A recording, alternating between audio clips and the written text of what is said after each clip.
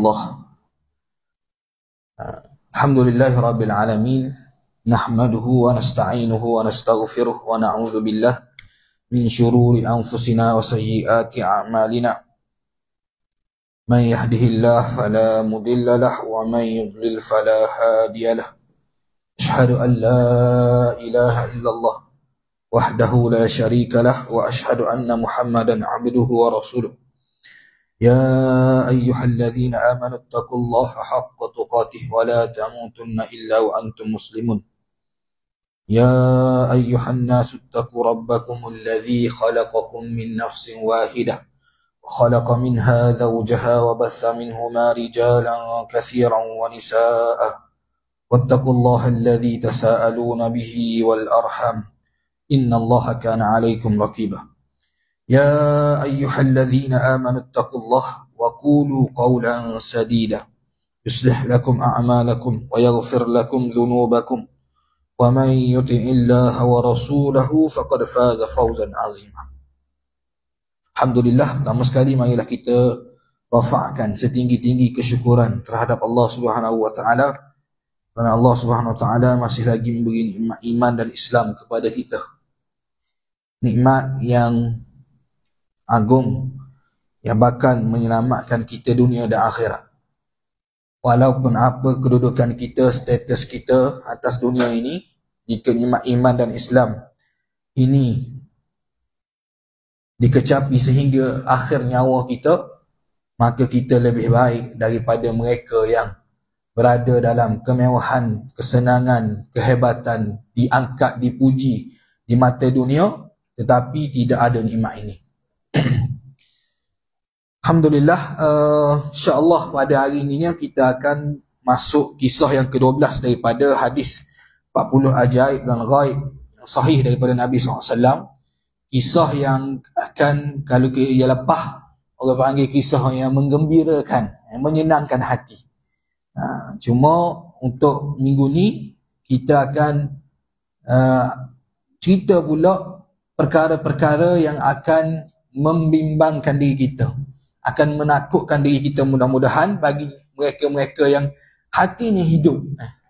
Cerita ini bakal menakutkan kita, tapi bukan cerita hantu lah. Tak ada lah cerita Pontianak terbang situ terbang sini, tak ada. Tapi cerita ni realitinya akan berlaku, dan mudah-mudahan tidak berlaku kepada diri kita lah.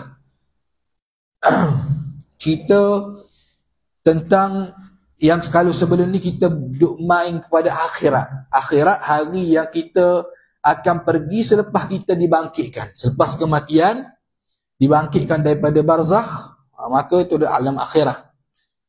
Di antara alam akhirat dan alam dunia, kita ada satu alam lain. Sementara menunggu datangnya kiamat, ia ada panggil alam barzakh.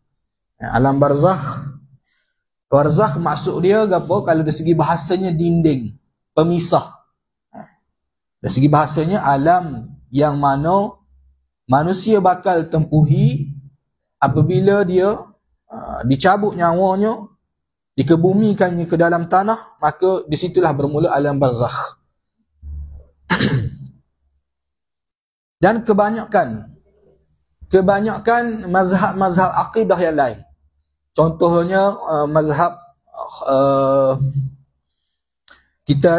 kalau kita nak Ahlus Sunnah wal Jamaah, kita ada Khawarij, kita ada Mu'tazilah, kita ada Murji'ah. Mazhab-mazhab ni kebanyakan tidak berpegang bahawa tidak adanya azab kubur ataupun hari dipanggil sebut alam barzakh ni. Bagi mereka tak ada. Sebab satunya hadis-hadis yang menceritakan tentang alam barzakh ni, hadis yang kita kata hadis yang martabatnya bukan mutawatir. Hadis ni dia ada mutawatir, ada ahad. Hadis sahih tapi dia ada kelas dia. Ada mutawatir, ada ahad. Mutawatir lagu mana? Mutawatir ni perawi yang meriwayatkan sanad hadis tu. Orang yang menyampaikan hadis tersebut ramai. Pada setiap tabaqahnya lebih daripada 10 orang. Pada adatnya, kalau 10 orang ni maknanya mustahil mereka akan berpakat untuk menipu. Sebab biasanya orang menipu ni tak pakat ramah. Dia pakat sikit-sikit. 2-3 orang dia pakat sebab dia takut pecah tembelang dia. Hadis ahad, hadis yang diriwayatkan oleh 1 orang, 2 orang ataupun 3 orang perawi dan tak lebih. Mana setiap hadis tu yang menyampaikan hadis tersebut hanya 2-3 orang sahaja. Tu hadis ahad. Jadi hadis yang menceritakan tentang alam barzakh ataupun azab kubur, kebanyakannya hadis bertaraf sahih, tapi dia duduk dalam kelas kategori hadis ahad. Jadi sebab itulah banyak yang menolak. Antaranya kalau dulu dalam negara kita ni Astorajabah. Astorajabah ni dengan keras dia menolak hadis-hadis azab kubur.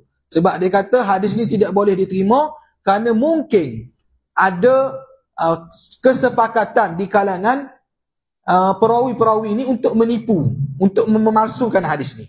Kita jawab, walaupun hadis ni hadis ahad, tapi siapa yang meriwayatkan hadis ni? Contoh hadis yang masyhur, yang semua orang hafal.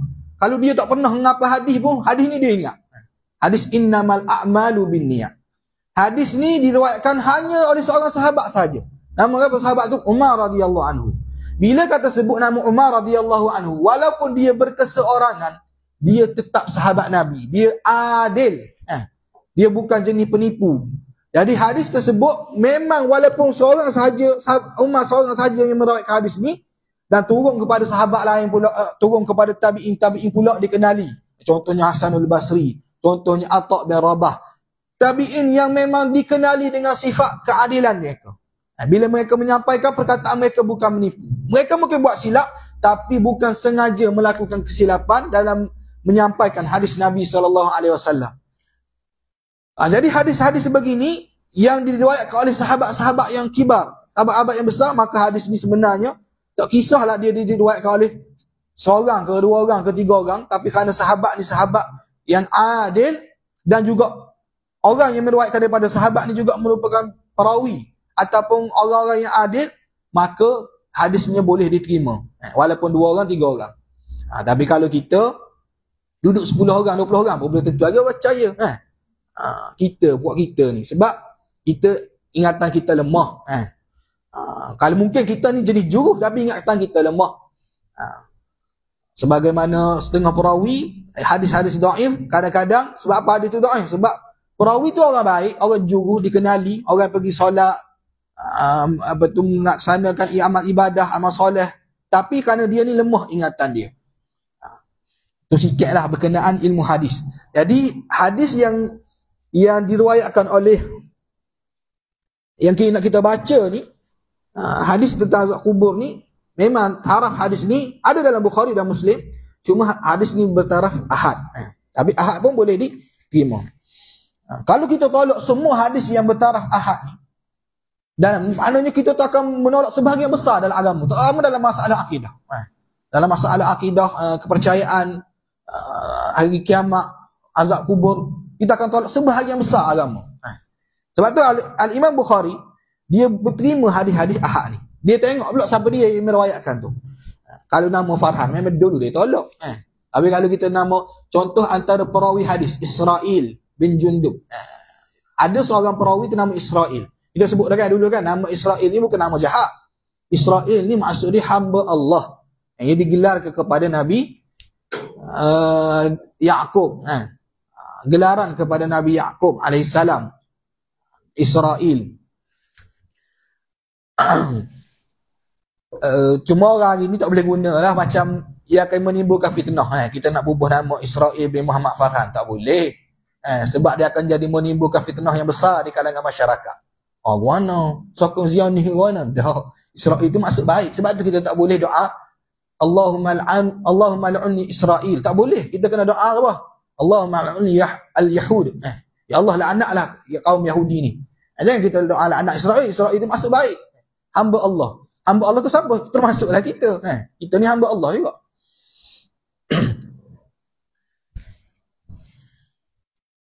Jadi hadis yang kita baca adalah hadis yang berkenaan tentang barzakh.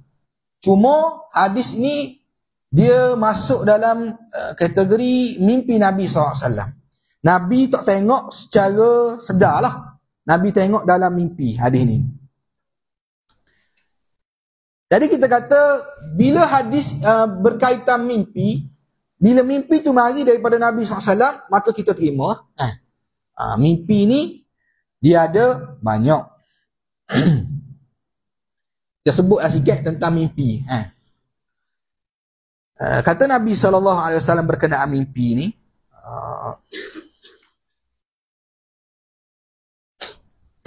dalam hadis yang diriwayatkan oleh Imam Muslim, Nabi kata ar-ru'ya salihah minallah. Ar-ru'ya tu dia maksudnya mimpi yang baik. As-salihah baik minallah, daripada Allah. Wal hulum minasyaitan, dan mimpi buruk daripada syaitan. Fa idza halama ahadukum ulumman yaqrahah falyanfus an yasarihi thalasan wal yasta'idz billah minasyaitan thalasan wal yatahawwal an jambihi alladhi kana alaih.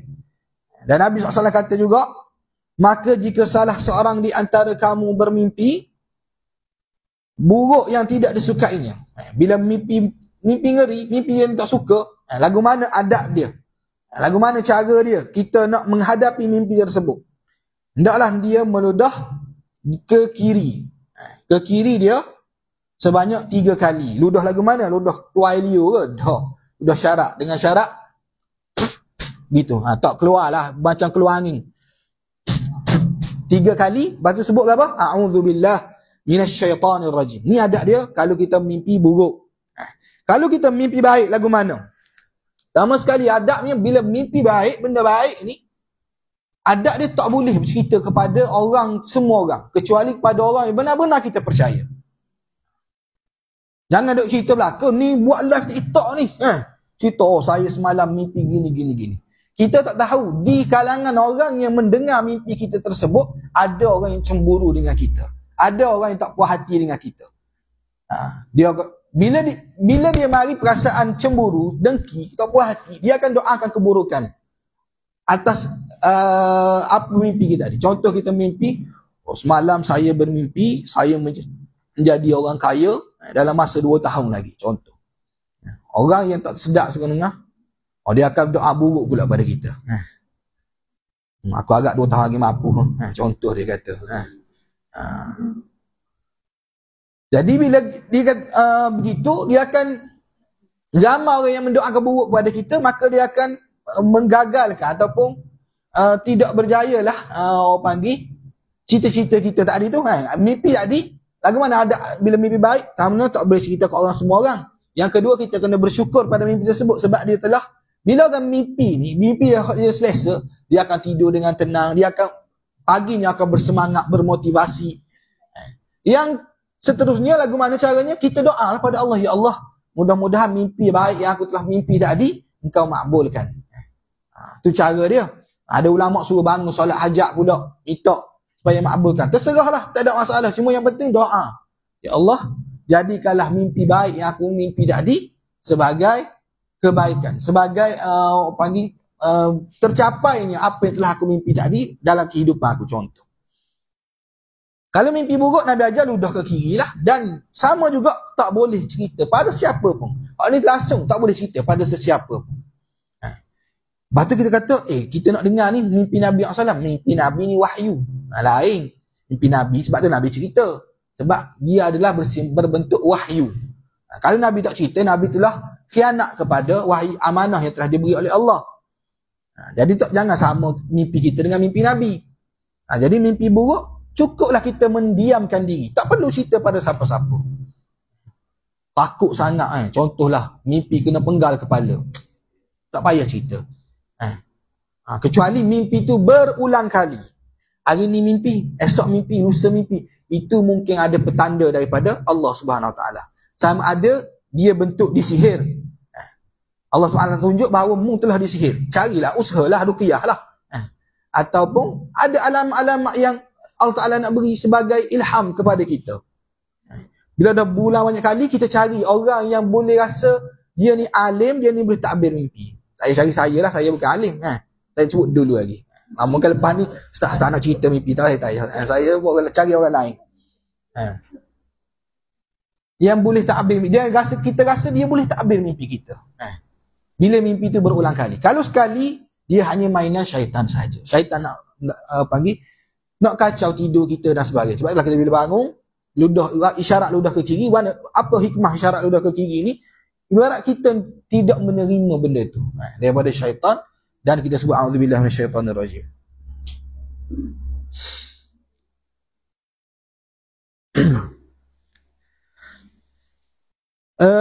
Satu lagi Nabi SAW sebut, mimpinya ada 3. Hadis ada Nabi sebut ada 2. Dalam riwayat Muslim, Nabi kata ar-ru'ya salihatu minallah wa ar-ru'ya takhzini minasyaitan. Mimpi yang menyedihkan tu daripada syaitan.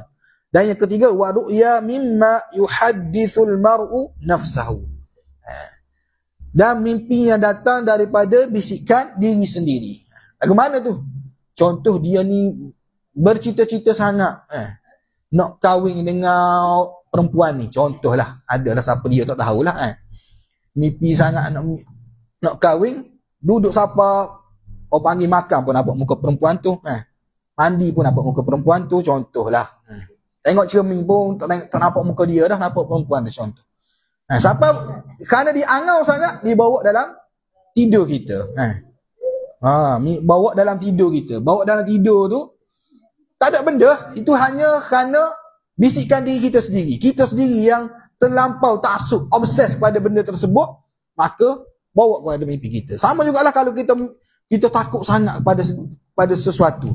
Contoh, takut kata kita kena curi, duk mikir setiap hari, akhirnya kita terbawa dalam mimpi kita. Kita fanatik sangat kepada apa yang kita takut tu. Bagi obses. Jadi itu 3 bentuk mimpi yang ada dalam pandangan Islam.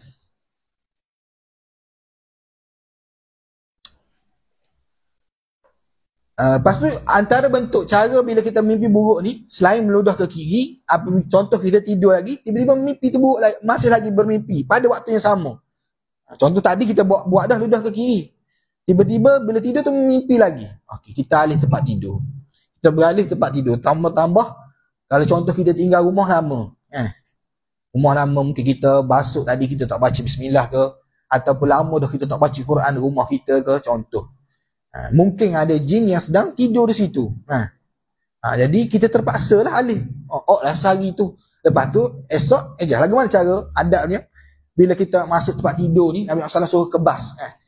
Kibas 3 kali dengan baca lah bismillahirrahmanirrahim atau a'udzubillahi minasyaitonirrajim. Kebas 3 kali bismillahirrahmanirrahim atau a'udzubillahi minasyaitonirrajim. Itu cara hikmahnya, kalaulah sekiranya ada jin tumpang tidur situ, dia boleh menghalau jin tersebut lah. Sebab tu memang tempat kita. Tapi oleh kerana kita tinggal lama, lepas tu kita masuk pun kita lama dah tak baca Quran di situ, maka dia akan adalah benda-benda tu. Kita memang percaya pada benda tersebut. Cuma jangan kita takut. Sebab kita ada cara. Islam ajar cara lagu mana. Lalu kalau kita takut pada benda tersebut, dia akan jadi kuat. Sebab tu yang boleh nampak kursi gerak sendiri, pintu terbuka sendiri. Sebab kita mari perasaan takut tu. Kita menganggap dia lebih berkuasa daripada kita. Sebab tu dia mampu buat. Sebab tu kau sahabat, jin-jin ni tak boleh nak kena gitu. Nampak je sahabat pegang lalu. Mari sini berani ambil makanan zakat Nabi SAW. Teguh. Macam apa? Macam kisah Sauban. Teguh pegang janggut tu. Janggut jin tu. Dan jin ni, bila dia berupa, dia buat berupa kita, dia bukan berupa dia yang sebenar. Nabi SAW sendiri pun tak pernah tengok rupa yang sebenar. Jin ni. Apa yang Nabi nampak adalah gambaran yang dia buat. Macam-macam lah, bertanduk lah. Ekor macam apa? Orang faham tak? Kalau syaitan tak bertanduk ada ekor tajam. Macam beranak panah. Itu gambaran sahaja. Betul ke gitu? Wallahu a'lam. Kita tak tahu. Dan tak ada istilah tangkap jin.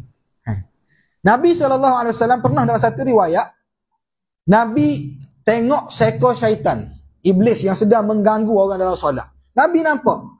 Dan Nabi geram nak tangkap. Cuma Nabi sebut apa? Kalau sekiranya aku tidak teringat doa saudaraku Ismail Sulaiman, nescaya aku akan tangkap jin dan ikat di masjid. Dan sebab itulah kita kata istilah perawat-perawat Islam atau orang yang mengaku dia boleh menangkap jin buruh dalam bentuk kicap ni semua tipu.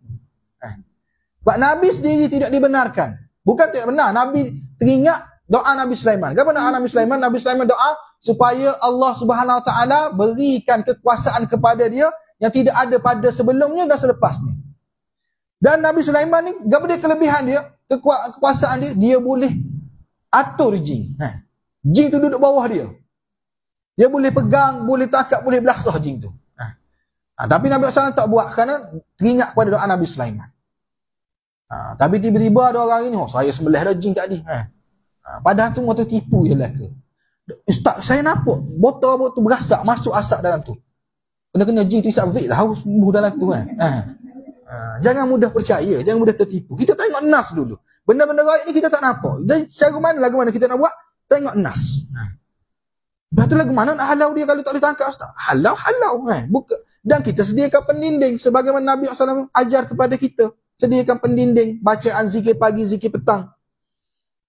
Yang paling mudah saya sebut, baca ayat kursi pagi, setiap pagi, setiap petang, istiqamah. Ini bila kena baru nak baca, tak jadi. Dia panggil apa? Mencegah lebih baik daripada merawat. Istilah ilmu perubatan. Dan ini juga diguna dalam agama. Mencegah lebih baik daripada merawat. Bila kena dah, start kena, dia mula rasa takut dah. Kalau kita ajar pun, perasaan tu takut tak buang. Payah nak buang. Jadi kerasukan, histeria.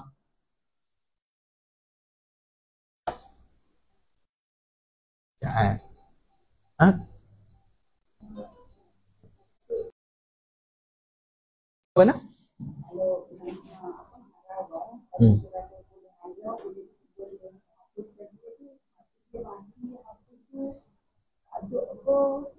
Tak ada.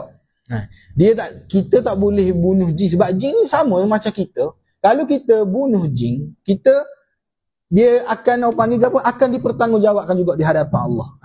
Sekarang ni masalahnya, okey, kalau dia rasuk kita kena tahu adakah sebab tu punca daripada kita. Antaranya Nabi SAW pernah sebut ataupun para Islam sebut yang jujur amanah ni, bila kita nak curahkan air panas, curahkan air panas di dalam panggil apa, singki, kita kena baca a'udzubillahi minasyaitonirrajim ataupun bismillah baru curah, sebab bimbang jin berada dalam pembentung, takut kena dia. Makna kita yakin dan percaya bahawa bila kita buat gitu, dia akan beri kesan pada dia. Kalau kita buat tanpa baca bismillah, a'udzubillahi minasyaitonirrajim, dia bila dia kena, dia akan balas dendam ke kita, dia akan ganggu kita, dia kacau kita. Dah salah ke dia? Satu seginya kita pun tak boleh bersalahkan sebab kita tak nampak. Tapi Nabi ajar cara lagu mana? Contohnya Nabi ajar bila kita nak tanggalkan pakaian kita, nak tutup aurat kita daripada pandangan jin, dengan baca bismillah, automatik Allah Ta'ala akan tutup badan kita. Walaupun memang kita ni di sisi kita, macam kita sebut sebelum ni, hadis yang Nabi SAW bagi tahu, setiap bayi akan dikurniakan satu qarin. Satu qarin apa? Jin, daripada bangsa jin yang akan menghasutkan keburukan pada setiap manusia. Bahkan Nabi SAW sendiri pun ada. Cuma bezanya Allah SWT menolong Nabi SAW dengan jin tak disebut masuk Islam. Adapun kita semua, di kalangan kita ni ada jin yang akan menghasut benda buruk pada kita. Dan akan ada malaikat yang menghasut benda baik pada kita. Jadi jin ni, dia akan sentiasa bersama dengan kita. Jadi tak usah kata, aku tak ada jin. No, memang ada. Bila kita buka baju, memang akan terdedah aurat kita. Lagu mana cara nak tutup aurat tersebut daripada pandangan jin? Dengan baca bismillah. Bila kita buka baju kita, automatik Allah Ta'ala akan kaburkan pandangan jin tersebut. Sebagaimana panggil tajribah, pengalaman daripada para perawat, disebutkan bila ada seorang wanita yang dia selalu amalkan apa yang Nabi SAW ajar, la ilaha illallah wahdahu la syarikalah, lahul mulku wa lahul hamdu yuhyi wa yumit wa huwa ala kulli syai'in qadir, 100 kali pagi dan petang. Setiap hari dia amal. Suatu hari ada tuan pada jin ni, dia nak sihir kepada perempuan ni tadi. Tiba-tiba bila dia pergi, dia tak nampak perempuan tadi. Orang tu ada, tapi dia nampak kawan ni sebelah. Jadi jin ni rasuk, masuk pada kawan tersebut. Bila rasuk, perawat ni bila merawat, tiba-tiba jin ni kata, aku sebenarnya bukan nak rasuk dia ni. Aku nak rasuk kawan dia, tapi aku tak pernah nampak dia. Setiap kali tuan aku hantar, aku tak nampak dia. Sebab apa? Sebab dia beramal, la ilaha illallah wahdahu la syarikalah, lahul mulku wa lahul hamdu wa ala kulli syai'in qadir. Maknanya, jin tu tak boleh kita bunuh pun. Cuma kita boleh menghalang dia daripada mengganggu kita. Dan perawat Islam ni siapa? Kalau tengok kalau ada cari boleh kitab yang sudah diterjemah, kitab Ruqyah Al-Islamiyah dikarang oleh Syekh Abdul Wahid Salam Al-Bali. Dia ni antara pakar rujuk lah perawat-perawat Islam hari ni berkenaan masalah rasukan.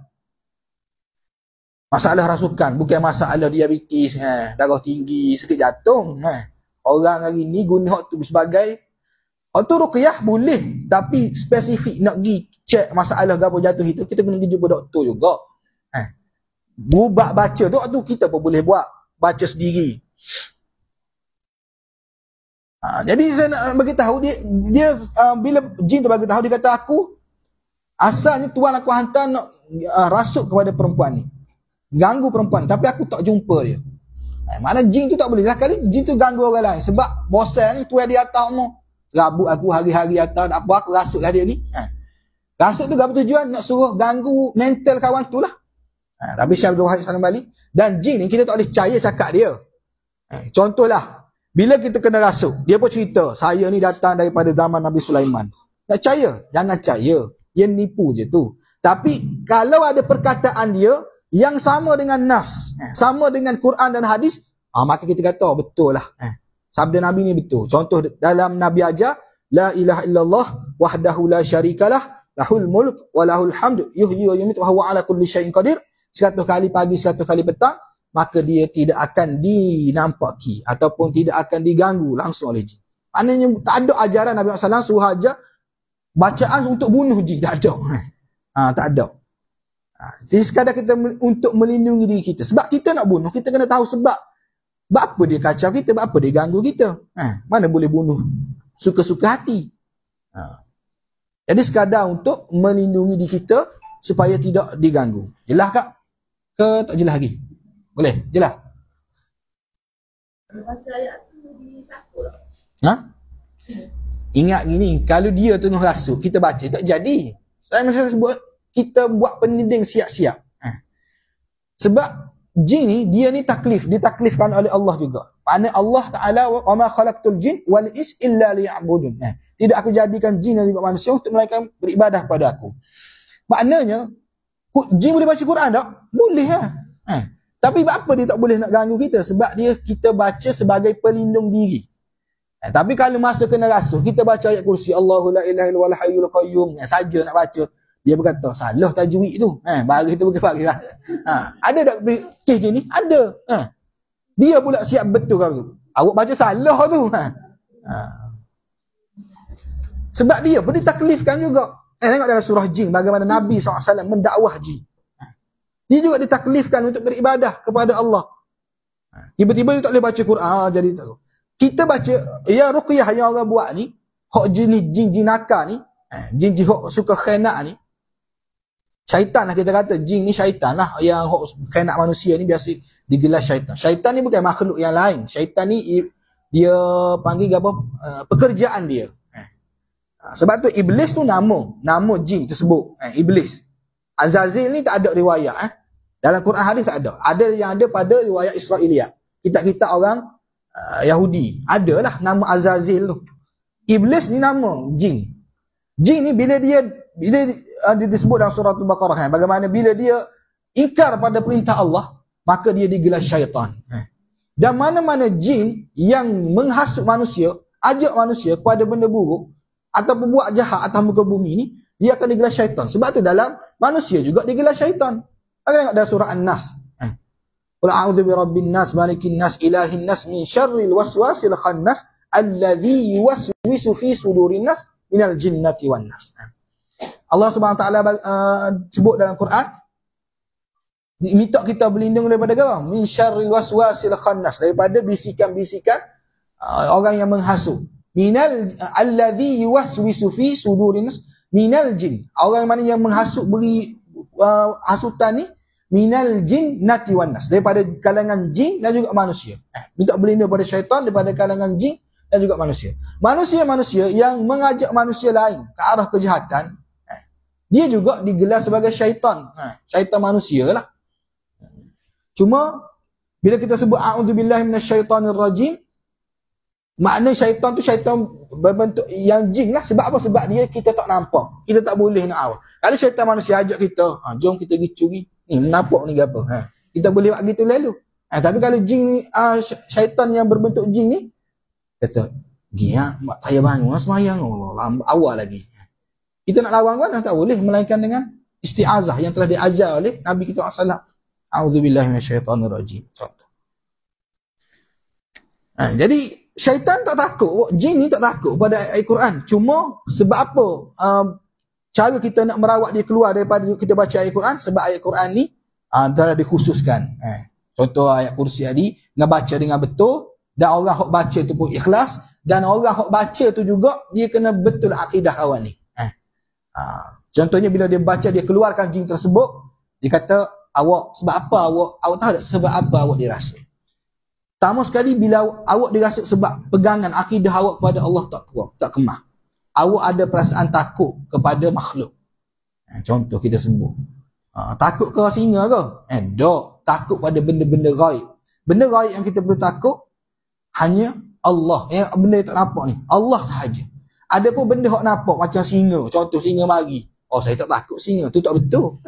Sebab Allah, Nabi SAW ajar, hendaklah kamu lari daripada penyakit. Ibarat kamu lari daripada singa. Maknanya Nabi SAW sendiri pun suruh Nabi dia nampak singa kena lari. Jangan pula pergi nampak singa bagi makan pisang. Tak kena tu. Sifat singa bukan makan pisang. Sifat singa makan daging. Zalim lah pula kita bagi mari singa mari kita bagi makan pisang. Allah yang beri makan daging kepada dia. Tiba-tiba kita kata, saya hebat, saya karamah, beri makan pisang. Tak betul gitu. Kita telah menidakkan apa yang Ta'ala buat. Sebab kadang-kadang tu ada sungguh ni, tok guru saya ni karamah, boleh beri makan pisang ke singa. Tunjuk sekali bukti. Sekarang ni musim video kok pergi kita hari singa sekali nak tengok makan pisang sungguh ke makan orang. Contoh.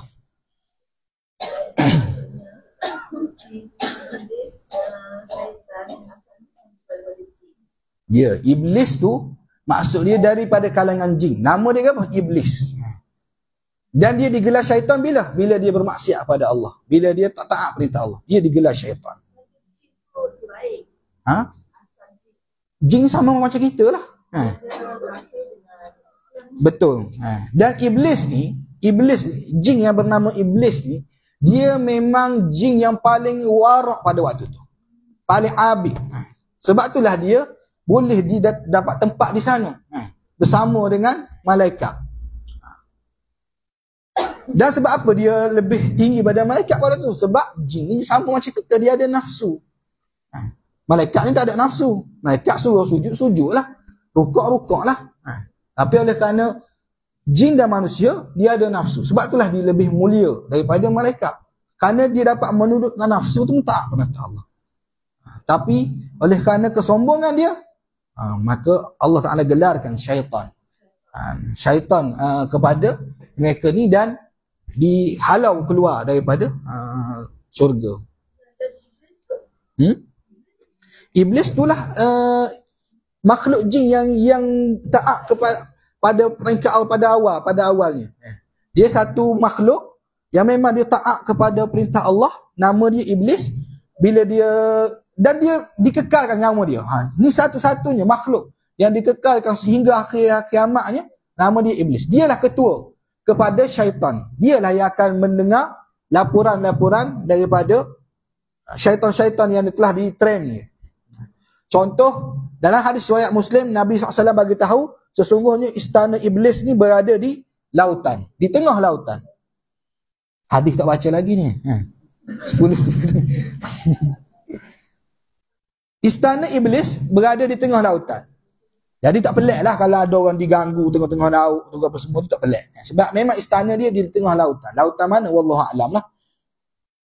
Dan setiap waktu, iblis ni akan meminta laporan daripada syaitan-syaitan bekerja. Lagu mana? Apa yang telah kamu lakukan hari ni? Maka syaitan tu bagi tahu, sungguhnya aku hari ni telah menyebabkan satu orang tak sembahyang. Iblis tu kata, biasa, benda biasa. Tak sembahyang ni ramah tu. Bukan kata Amerika sini beramal. Contohlah. Negara Islam beramal. Orang kedua kata, aku menyebabkan dia tidak berpuasa. Tak puasa ramah. Dekat rumah. Dia kata biasa. Sampailah giliran seekor syaitan ni, dia kata, okey, apa tugasmu hari ni? Apa yang kamu buat hari ni? Sesungguhnya aku telah memecah belahkan antara suami dan isteri sehingga dia bercerai. Maka syaitan kata, iblis dia kata, bagus. Mu kerja bagus hari ni, mu duduk atas singgah sana. Sebab apa gitu? Waktu kita syarah mulalah. Nah, ya, tak baca hadis hari ni. Ya, iblis adalah ketua. Yang Allah Ta'ala kekalkan nyawa dia sampai akhir zaman, satu hanya seekor sahaja. Iblis ni seekor sahaja. Yang lain ada penamak dia. Maknanya syaitan juga akan mati. Dah kalau mati tak ada yang hasut. Dah dia beramal juga macam kita lah, mati pada kaki pula. Yang dikekal nyawa ni, dia minta izin dengan Allah, hai Allah, boleh tak izinkan aku, panjangkan umur aku sehingga aku boleh menghasut. Yang jadi ketua ni, dialah. Hanya dia seekor saja yang dipanjangkan umur oleh Allah SWT sehingga hari kiamat. Dialah dia akan cara lepas ni.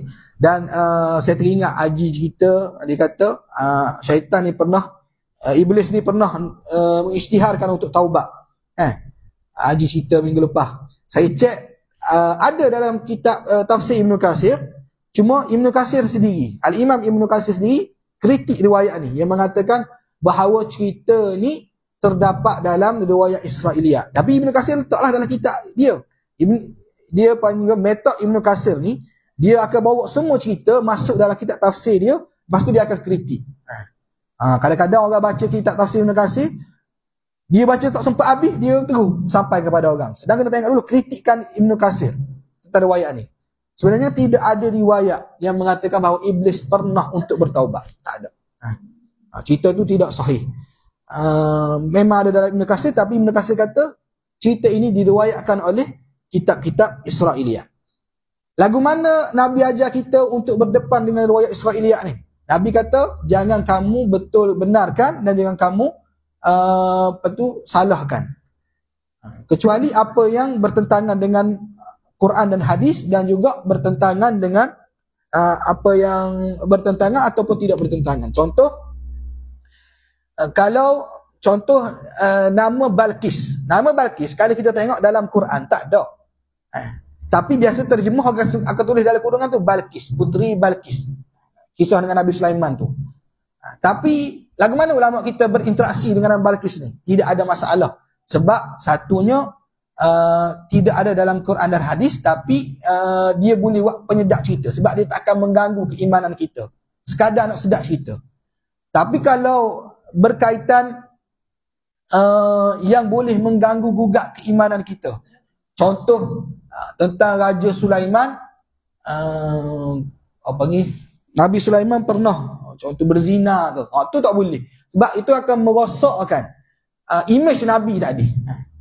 Tu kena ada Quran dan hadis. Quran hadis cerita, maka kita iakan. Supaya juga dalam kisah iblis bertaubat ni, kalau dalam Quran hadis tak berkata, maka kita tak boleh kata, maka kita senyap sahaja.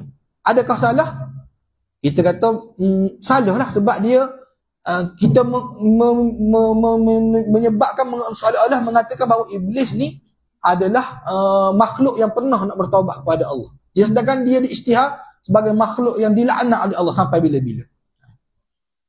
Tapi kalau Quran hadis cerita, kita kena terima lah. Tapi Quran hadis tak cerita. Yang adanya dalam kitab Israiliyat, kitab orang Yahudi. Jadi kita diamkan sahaja dalam bab tu. Ada lagi. Jin ni dilahirkan, dijadikan ada Islam dengan kafir. Ya. Apabila dia ingkar pada Allah, terjadinya iblis. Bukan. Dia macam kita ni lah. Kita ni, manusia ni, ada orang daripada negara mereka, Afrika, bahasa lain. Iblis tu maksudnya gitu. Salah satu daripada jin tu, dia nama iblis. Dan iblis ni, dia betul-betul orang yang begitu warak. Syaitan, iblis, jin yang begitu warak pada zaman dia. Sehingga dia diangkat oleh Allah SWT duduk bersama di langit di atas, dengan malaikat. Jadi bila Allah SWT nak ciptakan manusia, dia mari rasa cemburu tadi. Sebab apa? Sebab dia rasa dia lah terbaik. Allah Ta'ala angkat dia. Jadi bukan di satu bangsa, tak. Dia satu individu yang bernama iblis. Contoh saya lah, Farhan. Contoh keluar daripada di antara ramai manusia ni ada orang nama Farhan. Contoh. Jadi manusia kita berikan sebagai suku kaum yang berbeza. Ya, betul. Sama juga lah dengan jin tadi. Cuma jin tu, dan yang kita sebut iblis tu, dia bukan satu kaum. Dia individu, satu orang, satu sahaja. Ya Allah Ta'ala beri keistimewaan pada dia. Kerana dia begitu warak, begitu mentaati perintah Allah. Dan Allah Ta'ala angkat dia, dan Allah Ta'ala uji dia. Sebab kita ni, lalu kita baik setara mana pun, selagi mana kita tak diuji, kita takkan diangkat baik. Jadi Allah Ta'ala nak tengok dia, betul ke tak dia ni jujur dalam, dan Allah Ta'ala maha tahu. Cuma Allah Ta'ala nak tunjuk kepada malaikat tadi. Boleh faham? Boleh faham tak? Makna dia hanya bukan satu kaum, tak, dia individu, iblis tu. Syaitan jadi ikutan dia lah. Syaitan apabila jin tu bermaksiat kepada Allah dan mengikut iblis tu. Iblis dia train, jadi pengikut dia, itulah syaitan. Cuma syaitan di kalangan manusia, ni syaitan yang kita nampak lah. Yang menghasut, mengajak. Tapi jangan pula jumpa tengok orang ajak menjahak, kamu syaitan. Janganlah gitu.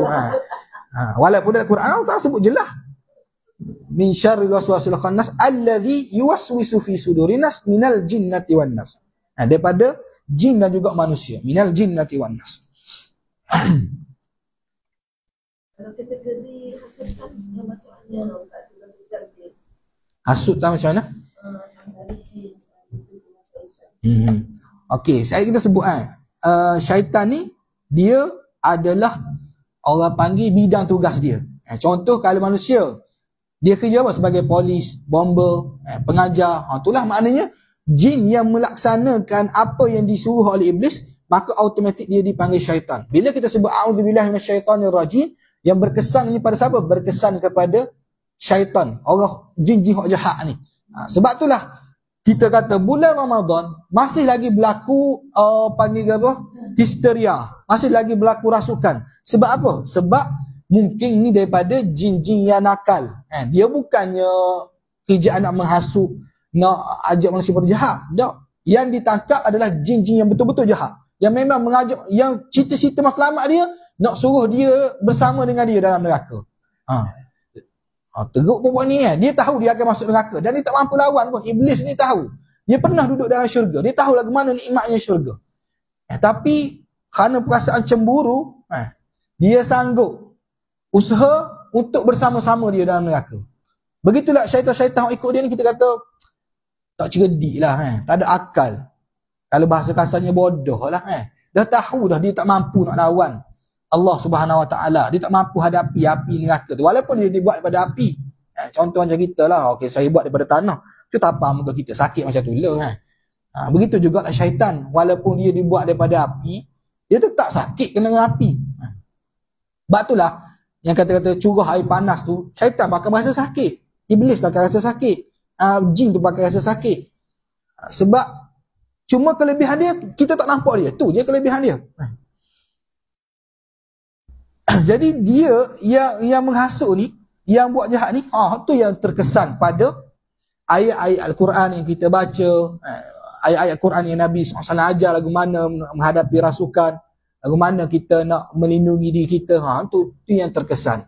Tapi untuk jin tadi, contoh macam pakai baju, nak tanggalkan baju kita, nak tutup aurat kita, baca bismillah, ni terkesan pada semua jin.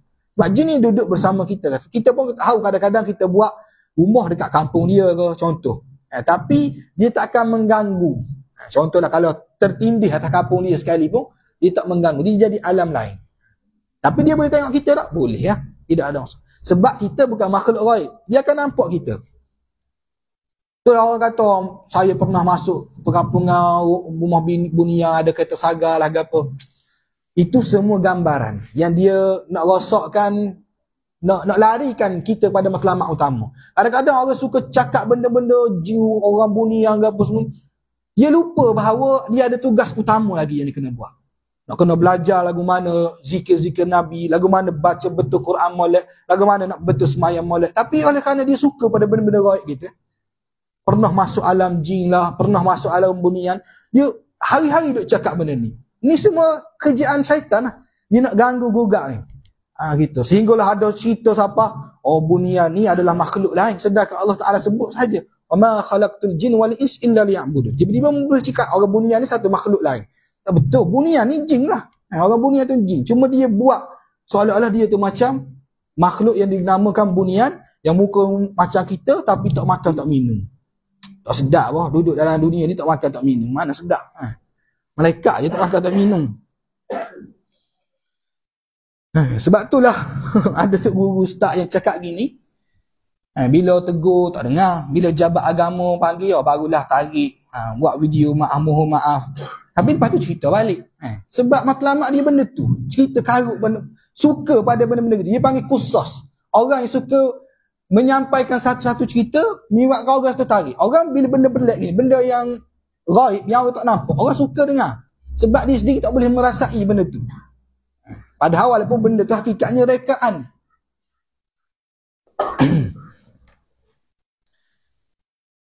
Cukup lah tu. Cukup dulu. Kita baca al-hadis. Tidak, habis dah. Saya dah lah sampai pula 8 ni je. Hadis ni diriwayatkan oleh Samurah bin Jundub. Siapa dia Samurah bin Jundub ni? Samurah bin Jundub, sahabat Nabi SAW, yang waktu Nabi SAW dia masuk Islam ni, dia masih keadaan budak. Pada waktu peperangan Uhud, Samurah bin Jundub, waktu peperangan Uhud, kita cerita sikit tentang Samurah bin Jundub ni. Samurah bin Jundub ni dia Jundub ataupun Jundab apa boleh juga. Bagi atas pun boleh, bagi depan boleh. Jundub Samurah bin Jundub. Dia asalnya bukan daripada Ansar, daripada orang Madinah, tapi oleh kerana isteri mak dia berkahwin dengan lelaki Ansar, sahabat daripada Ansar, maka dia menetap di Madinah. Jadi Samurah ni, satu kisah yang menarik tentang Samurah ni, apabila dalam peperangan Uhud. Peperangan Uhud kita tahu peperangan yang antara peperangan besar dalam Islam. Selepas Badar Al-Kubra, orang akan sebut Uhud. Walaupun di antara Uhud dengan Badar tu ada lagi peperangan lain. Jadi dalam peperangan Uhud, Samurah bin Jundub ni waktu tu umur dia lebih kurang 15 tahun ataupun ke bawah. Dia pergi bersama dengan Rafi' bin Khadrij. Bin Khadrij. Tak ingatlah nama ayah dia, Khadrij. Dia pergi berjumpa dengan Nabi SAW dalam keadaan pedang dia. Dia berjalan tu pedang terseret ke tanah. Maknanya menunjukkan bahawa dia tu tinggi.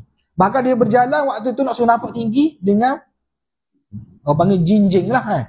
Nak suruh nampak tinggi sama dengan orang tua lain. Bila sampai kepada Samurah, bila sampai kepada Nabi, Samurah pun minta izin dengan Rasulullah SAW. Wahai Rasulullah, izinkan kami untuk pergi berperang. Nabi SAW tak benarkan kerana dia umur dia masih kecil lagi, bawah 15 tahun. Rafi' dia minta dengan Nabi, sahabat dia yang pergi bersekali tu, dia kata, wahai Rasulullah, benarkan aku untuk berperang. Nabi pun asalnya halau Rafi', tak benarkan Rafi' ni pergi berperang. Tiba-tiba ada sahabat lain yang panggil beri tazkiyah lah, beri panggil mengiyakan sepatutnya Rafi' ni kena pergi. Dia kata, wahai Rasulullah, Rafi' ni dia pakar dalam memanah. Walaupun dia budak lagi, tapi panahan dia biasanya tepat. Jadi Nabi SAW bila dengar tazkiyah daripada sahabat lain, Nabi kata terima Rafi'. Bila sahabat lain terima, Nabi SAW terima Rafi', Samurah bin Jundub tak puas hati. Dia pergi pada Nabi SAW, dia kata, wahai Rasulullah, mu menerima Rafi' untuk pergi berperang, sedangkan aku lebih hebat daripada Rafi'. Kalau dalam gusti, nascaya aku akan jatuhkan Rafi', walaupun Rafi' besar lagi di badan daripada aku. Jadi Nabi SAW bila dengar perkataan Samurah yang bersungguh-sungguh, Nabi kata, kalau gitu aku nak tengok mu bergusti dengan Rafi'. Jadi gusti Nabi ni jangan ingat gusti macam hari ni. Gusti macam hari ni pecah kepala, pecah muka. Gusti Nabi yang dibuat orang Arab adalah gusti macam dalam permainan apa? Komando sukan Commonwealth tu, yang saling jatuh menjatuhkan. Dia bukan main muka. Ingat dah, Nabi SAW cukup keras. Larangan Nabi SAW kepada orang yang memukul muka. Ada kata Sekarang ni kan ada pertarungan UFC, main apa Khabib Nurmagomedov ke apa, yang mewakili, kononnya mewakili orang Islam. Kita kata kita kena sokong Khabib. Sebab Khabib ni perjuang Islam. Saya tak nafikan dari sudut akhlak dia. Bagus dia pergi ke pertandingan UFC tu, perempuan yang seksi lalu tak ada kerjaan kan. Orang lain lelaki nak gusti letak perempuan seksi situ. Tak ada kerjaan. Dia akan tutup mata dia, dia akan lari ke muka dia. Bila mari nak salam dengan dia akan tolak dengan baik. Dia kata I'm Muslim. Aku orang Islam. Itu kan tak nafikan. Tapi perbuatan bermain sukan menggunakan muka ni dilarang oleh Nabi SAW. Kita kata takkan tak boleh Ustaz mempertahankan diri. Tengok cara pertahanan diri Nabi SAW. Nabi aja hanya bergusti. Panggil guna tenaga. Bahkan ada hadis yang kerah. Nabi sebut, idza daraba ahadukum falyahtarib wajha. Apabila seorang daripada kamu memukul, maka hendaklah dia mengelakkan muka. Ini hadis riwayat Bukhari dan Muslim. Bahkan para sahabat, para ulama, antaranya Imam Nawawi beritahu, bahkan termasuk dalam perang sekalipun Nabi pesan gitu. Perang kok, perang ni kita orang panggil emosi yang paling bergejolak tinggi sekali. Mana kita betul-betul kalau nak marah-marah sungguh. Tapi Nabi tetap beri pesanan, selagi mana boleh mengelakkan muka, elakkan muka.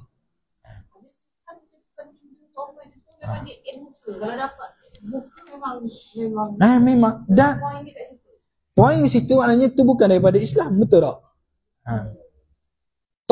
Cuma kalau tinju yang ada penghadang muka, tu khilaf lah di kalangan para ulama. Cuma nak selamatnya, kita kata tu bukan ajaran yang dibenarkan oleh Nabi SAW.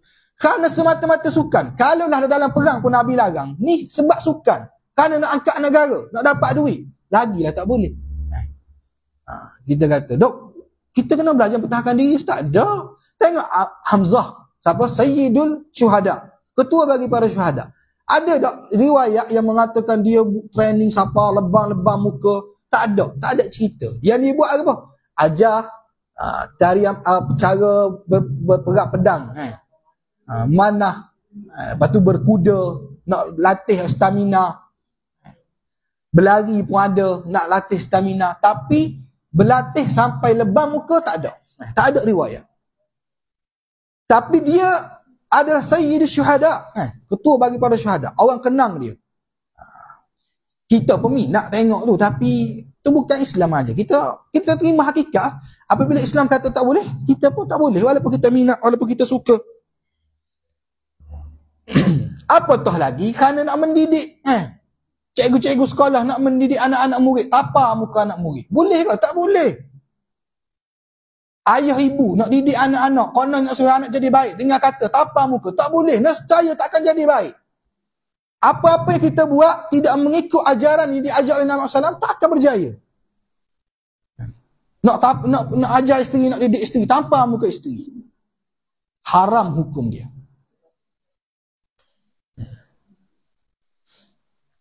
Dalam perang pun Nabi beri amaran begitu, maka begitulah juga dalam benda lain. Jadi Samurah bin Jundub ni dia berjaya mengalahkan Rafi' dan Nabi SAW terima dia masuk dalam peperangan Uhud.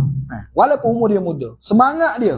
Orang-orang ini tak semangat mana benda-benda melibatkan agama, tapi apatah lagi melibatkan serah nyawa. Di perang ni nampak je matilah penghujungnya. Kalau selamat lah, alhamdulillah. Kalau tak memang mati, cedera, cabut tangan dan sebagainya. Dia pun berperang dan dia mati pada 60 Hijrah, pada zaman Uthman bin Affan. Samurah bin Jundub, dan juga antara salah seorang sahabat yang banyak meriwayatkan hadis. Dia sebut qala kana Rasulullah sallallahu alaihi wasallam. 10:30 loh. Mimma yukthiru an yaqula li ashabihi hal ra'a ahadun minkum min ru'ya qala fayaqussu 'alayha man sha'a Allah an yaqussa wa innahu qala dhata ghadatin innahu atani al-laylata atiyan wa innahu mabta'asani wa innahuma qala li intaliq. Dia kata, Samurah disebut, dia kata Nabi SAW banyak kali bertanya kepada sahabat-sahabatnya. Hadis ini disebutkan, diriwayatkan bahawa Nabi SAW selepas solat subuh. Lepas solat subuh, Nabi beri salam. Nabi istighfar sekejap, Nabi berpaling. Nabi kata, wahai sahabat, ada tak di kalangan kamu bermimpi hari ni? Maka sahabat semua diam. Maka Nabi pun kata, Nabi bercerita, sesungguhnya semalam aku bermimpi. Kita sebut Nabi cerita sebab apa Nabi cerita? Sebab mimpi Nabi SAW wahyu. Nabi tak mimpi benda-benda ngarut. Nabi SAW mimpi wahyu. Dia kata, aku didatangi 2 malaikat semalam dalam mimpi tu. Dan keduanya mengejutkan aku, kemudian berkata kepadaku, berangkatlah, intalik. Jom, Nabi, contoh. Ayat bahasa kita lah. Jom kita pergi ke satu tempat. Dalam mimpi tersebut.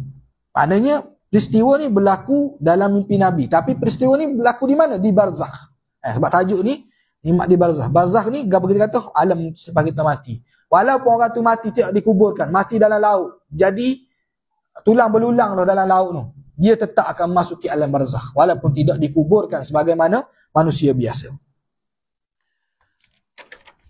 Wa in talaqtu ma'ahuma wa inna atayna ala rajulin mudtaji'in wa idza akharu qa'imun alayhi bi sakhratin wa idza huwa yahwi bi sakhrati li ra'sihi fayaslagu ra'sahu fayatahad hadul hajar ha huna فيطبع الحجر فيأخذه فلا يرجع إليه حتى يصح رأسه كما كان ثم يعود عليه فيفعل به مثل ما فعل المرة الأولى. Nabi SAW kata, aku pun berangkat bersama mereka. Berdua, kemudian kami mendatangi seorang lelaki yang sedang berbaring. Jadi Nabi SAW pergi dengan 2 malaikat ni, pergi pada seorang lelaki sedang berbaring. Dan ada seorang lelaki berada di sisinya yang memegang batu. Lantas dihempaskan kepala lelaki yang berbaring itu di situ. Maka terpelanting batu itu dan dia pergi mengambilnya semula. Tidaklah dia kembali melainkan kepala lelaki yang berbaring itu pulih sebagaimana sebelumnya. Kemudian diulangi kepadanya. Dia diperlakukan sebagaimana kali pertama tadi. Ini antara bentuk azab kubur yang Allah SWT letak jadikan di alam sana. Nabi pergi tengok ada seorang lelaki sedang berbaring. Di sisi dia pula ada seorang lelaki lain. Yang lelaki tadi dia pegang batu. Batu tu dia punya kuat hentakan dia. Dia hancurkan. Dia hempak kepala lelaki tu sehingga batu terpelanting. Terpelanting. Muka dia ni, wajah dia, kepala dia remuk, hancur. Sehingga batu tu orang panggil terkena pada tanah sehingga terpelanting. Jauh. Dan dia pergi pula ambil batu tadi. Balik-balik, kepala orang ni dah jadi baik semula. Ini antara bentuk azab kubur yang disediakan kepada mereka-mereka dari mana? Depan ni akan ceritalah. Sebab apa? Dia diperlakukan begini. Qala qultu lahuma subhanallah ma hadhani qala li intaliq qala fantalaqna fa atayna ala rajulin mustalkin liqafah wa idza akharu qa'imun alaihi bikallubin min hadid. Kerana masa tak sempat saya baca maksud teruslah. Sabda Nabi SAW, aku bertanya kepada keduanya, Maha suci Allah, siapa kedua lelaki ini? Sabda Nabi SAW, katanya kepadaku, teruskan perjalanan. Nabi sebut subhanallah. Ni cara kadang-kadang saya tengok orang tertukar lah. Bila dia takjub, dia rasa hebat, dia sebut subhanallah. Tak.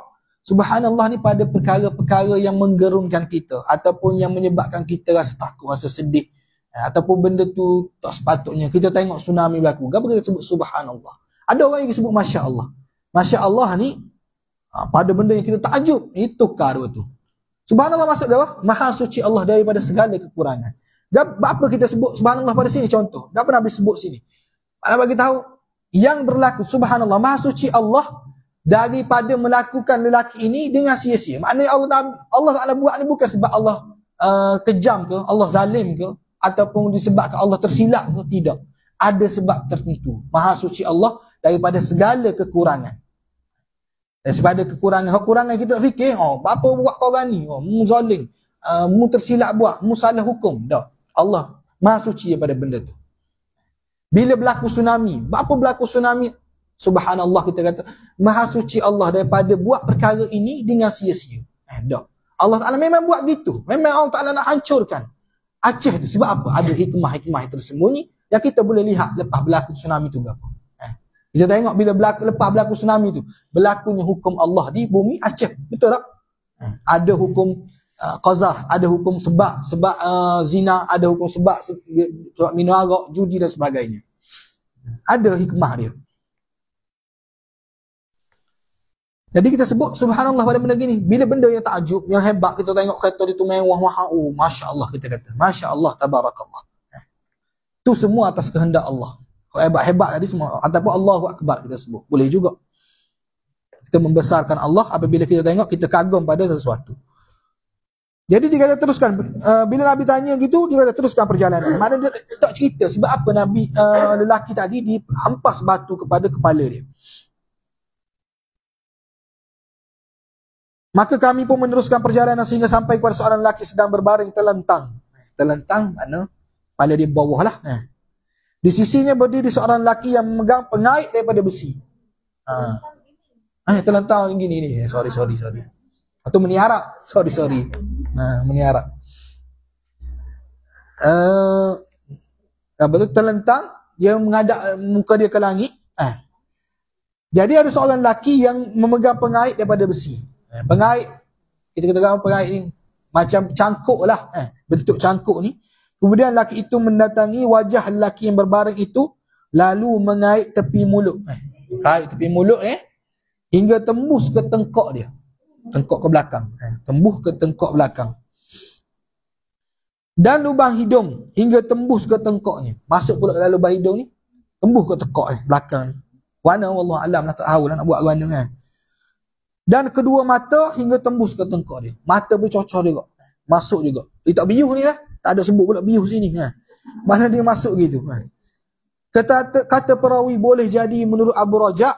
Seorang daripada perawi. Seorang perawi lagi, Abu Raja'. Yang ni perawi ni, Samurah bin Jundub. Ada riwayat lain daripada Abu Raja'. Dia kata, maksudnya mungkin membelah. Tapi, kalau ikut daripada hadis yang asal ni, memang dia kait, mana dia masukkan pencakuk tu sehingga tembus ke belakang. Macam kita kata matang kait gitulah lebih kurang. Tapi dia bentuk yang besar. Lalu dia berpindah ke sudut lain, lalu melakukan apa yang dilakukan di sudut yang pertama. Belum selesai sudut yang lain itu, sudut yang sebelumnya sudah baik seperti sedia kala, lantas dia mulakan semula sebagaimana pada awalnya. Jadi dia buat tembus, sampai tembus, dia pun buat di mata, buat di hidung, buat di mulut sampai ke tengkok, semuanya sampai ke tengkok, sampai ke belakang. Maknanya bagi tahu dalam dia cucuk. Dan dia pergi pada sisi lain pula, tempat lain pula, dia buat pula orang yang tempat tadi yang dicucuk tadi akan pulih sebagaimana biasa. Anda kembali seperti asal. Dan tak akan berhenti, akan buat sentiasa. Ni mana ni? Bukan hari kiamat, bukan dalam neraka, tapi di alam barzakh. Alam yang kita akan pergi sebelum kita pergi ke kiamat. Lepas tu Nabi SAW pun tanya, subhanallah, siapa kedua lelaki ni? Takut Nabi ni. Sebab itulah Nabi SAW begitu betul fikirkan umat dia. Sebab dia dah tengok keadaan benda ni begitu dahsyat. Dia takut apa yang berlaku, benda ni berlaku kepada umat yang dikasihi. Sebab itulah dia rela tidur tak cukup, doa malam-malam kerana kita. Kerana bimbang berlaku benda-benda ni kepada kita. Maka kami pun meneruskan perjalanan sehingga berjumpa dengan sebuah kuali. Sebuah kuali yang besar. Sabdanya, kata Nabi SAW, lantas aku menyangka ia berkata, padanya suara teriakan yang tidak difahami.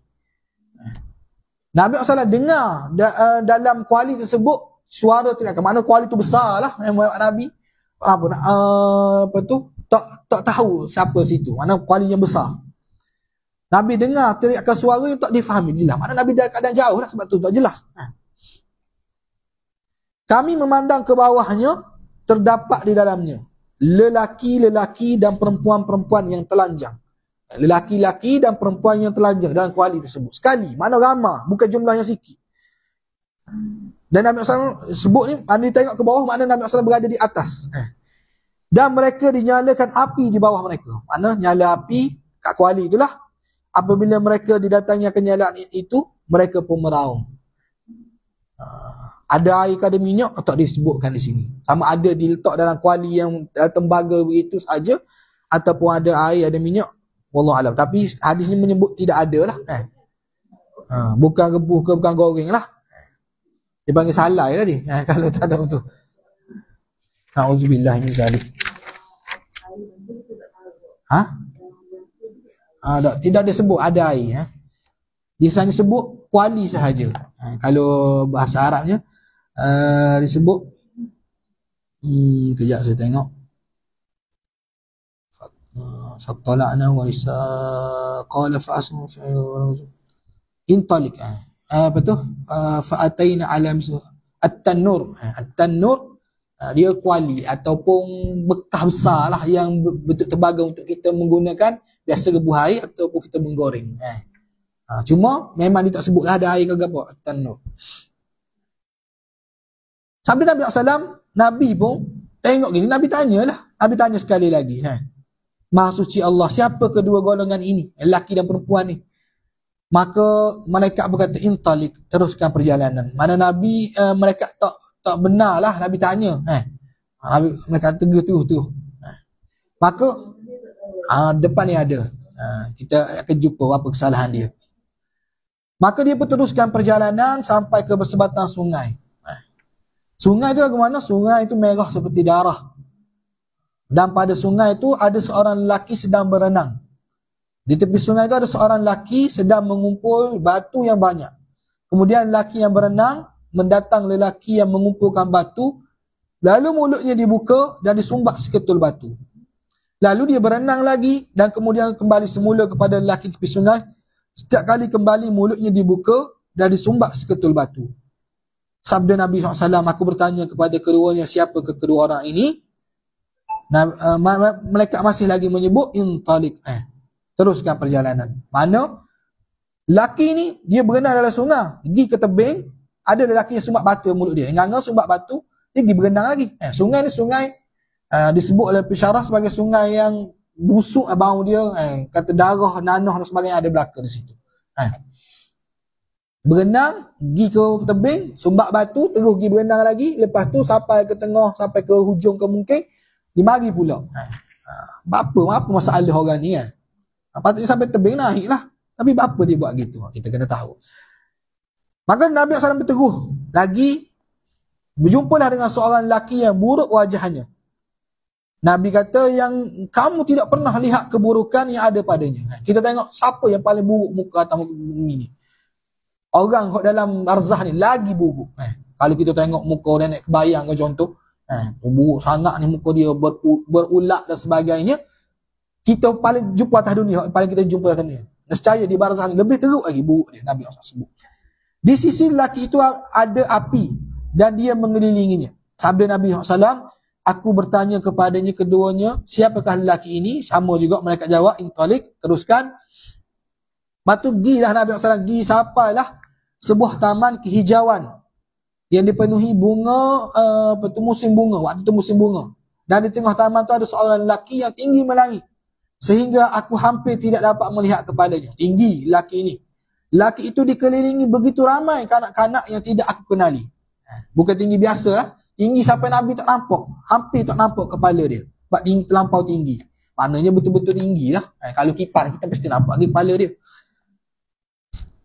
Jadi di sini lelaki tu ramai budak-budak yang kelilingi dia. Nabi bertanya, siapa lelaki ni? Sama juga mereka kata, teruskan perjalanan. Lepas tu Nabi pun pergilah satu tempat, sebuah taman yang besar dan luas, yang tidak pernah aku tengok kebesaran dan keelokannya.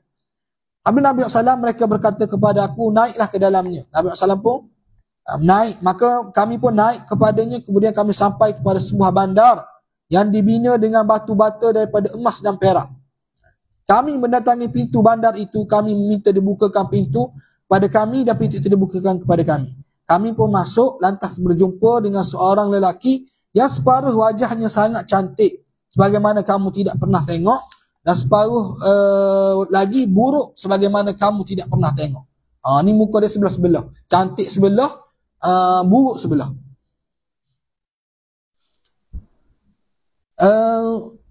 Keduanya berkata kepada mereka, mereka adalah kata kepada lelaki yang buruk dengan cantik wajah ni, masuklah ke dalam sungai itu. Sabda Nabi SAW, Nabi sebut tiba-tiba sungai mengalir dengan air putih yang sangat jernih. Air putih yang sangat jernih. Kalau kita, tempat kita ni kalau jernih sangat, mungkin hijau, mungkin biru. Ni air putih yang sangat jernih. Lalu mereka masuk ke dalam sungai itu.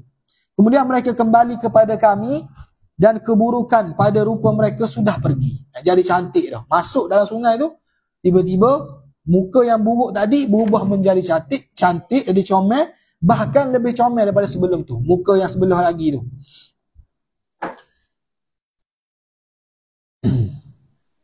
Mereka berkata kepadaku, ini adalah syurga adnin dan inilah tempat tinggalmu. Sabda Nabi SAW, maka aku mengangkat pandanganku atas aku melihat sebuah istana seperti awan putih yang bersendirian.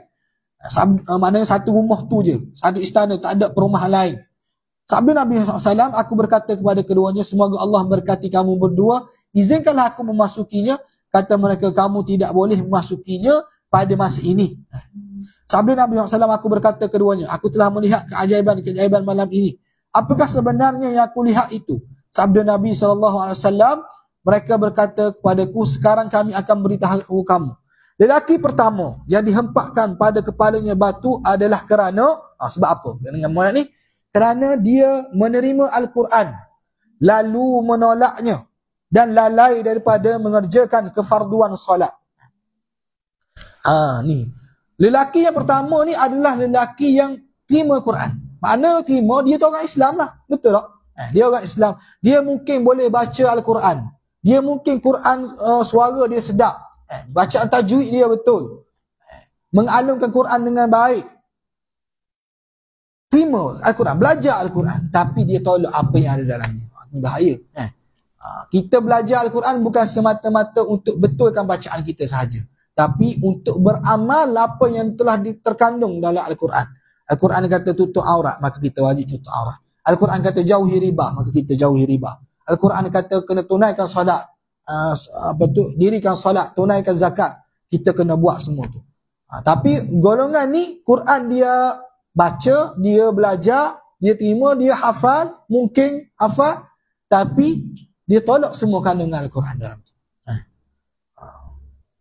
Jadi lagu mana balasan dia? Dia akan dihempak dengan batu sehingga berkecai kepala dia. Bahkan batu tu kan terlampau kuat, melantung. Tak ada lah batu. Kalau batu yang berat, kita nak angkat nak rembah, tak melantung. Tapi kecuali orang yang kita ambil batu kecil, telat balik, mungkinlah hancur, mungkinlah melantung.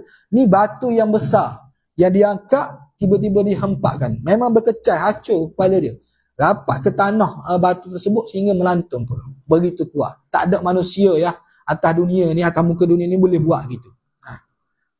Adalah cerita badang tu, tapi dia kedok tahu kan.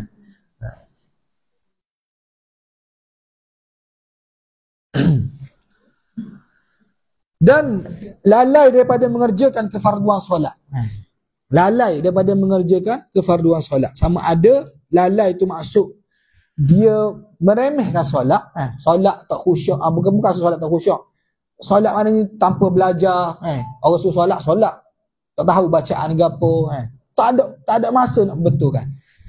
Macam kita sini ada kitab perukunan solat. Kita belajar. Mungkinlah dari dulu kita sembahyang punya hari ni, gini punya. Tak apa, tak terlambat. Tak akan pernah terlambat dalam agama ni.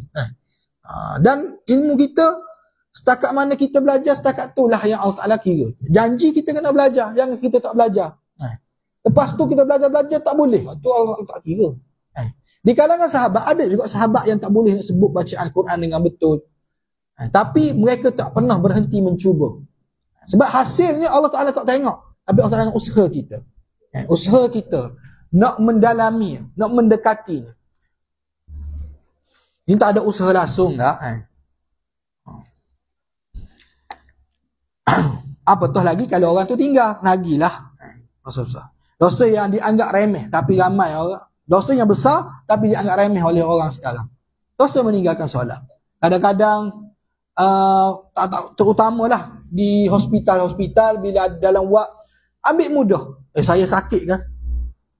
Selagi mana akal berfungsi, mu tak boleh bergerak, hanya mampu berbaring, mata kelip-kelip, tapi boleh berbezakan mana baik, mana buruk, boleh kenal siapa, boleh tahu waktu zuhur, waktu asar, maka wajib bagimu solat walaupun tak boleh bergerak badan.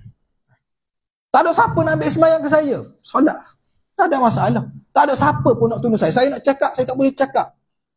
Tetap solat. Allahu Akbar dalam hati, buat isyarat kedip mata. Kalau boleh kedip mata. Tak boleh, kita gunakanlah hati kita. Solat tak pernah orang panggil ada istilah tinggal. Kecuali bagi perempuan lah.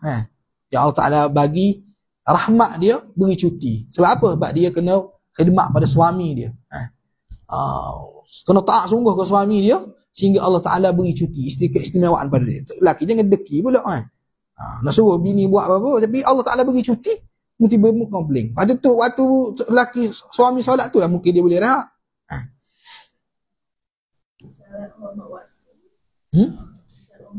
Hormat waktu. Hormat waktu ni, contoh kalau ni dia khilaf sebenarnya. Kalau contoh kalau kita naik kapal terbang, syarat solat ni berdiri bagi yang mampu. Betul tak? Dalam mazhab Syafi'i pun kalau kita kata berdiri bagi yang mampu. Cuma setengah ulama dia kata tak boleh. Sebab sepatutnya kita boleh berdiri pada waktu tu. Tapi kerana kita naik kapal terbang, kita menghormati waktu. Bagi saya sendirinya berpegang pada pendapat. Ni juga dalam mazhab Syafi'i lah. Mazhab Syafi'i bagi dua pendapat kalangan ni. Bagi saya, oleh kerana rukun solat ni berdiri bagi yang mampu. Kalau kita tak mampu, kita duduk. Lepas tu nak menghadap kiblat ke mana? Kiblat ni pun, kiblat bagi yang mampu. Dah kita duduk atas ni, nak menghadap ke mana? Tak tahu sebelah mana. Dan kapal terbang tu bergerak. Memang, sebab apa setengah mazhab Syafi'i ni dia tak terima sembahyang, maknanya sembahyang sah dah waktu tu. Kena hormat waktu, tak boleh sembahyang waktu. Sebab Nabi SAW dia ada solat atas kenderaan. Atas unta lah. Nabi pernah solat. Tapi Nabi tak pernah solat fardu atas unta.